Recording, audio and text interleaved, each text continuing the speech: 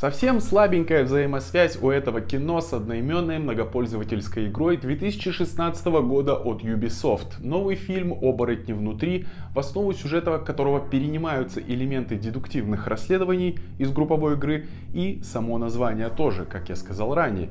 На этом заканчивается вся фундаментальная связь с видеоигрой, представляет широкой публике наивный и простой, обладающий напряжением в комическом смысле детектив, в центре внимания которого находится загадка о том, кто же все-таки является оборотнем. В главной роли фильма мягкий паренек Финн, которого назначили новым рейнджером в северный городок где-то на отшибе под названием Биверфилд.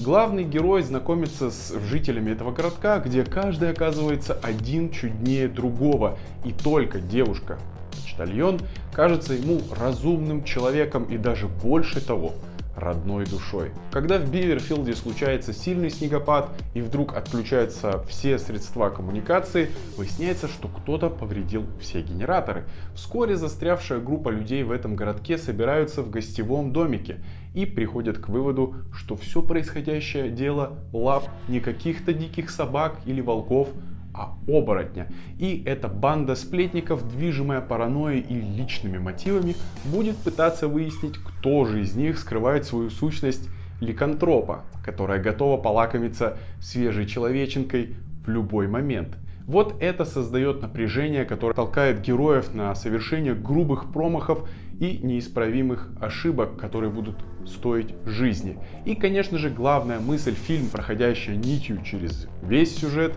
говорит нам, что главный оборотень сидит в каждом из нас. Даже само название фильма как бы намекает. К сожалению, не все шутки и ситуации фильма достаточно проработаны в плане того, чтобы вызвать у зрителя смех, не обладают нужным увеселительным эффектом, так скажем. А некоторые просто нелепые, и начинаешь задаваться вопросом, это была шутка сейчас или как.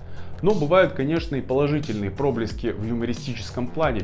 И вообще тут не только комедия главная, так как фильм включает несколько жанров. Это и хоррор, и комедия, и даже местами пародия. Просто оно все как-то смешано, и нельзя дать точное определение жанру, так как границы каждого из них, как я уже сказал ранее, смешано, они размыты.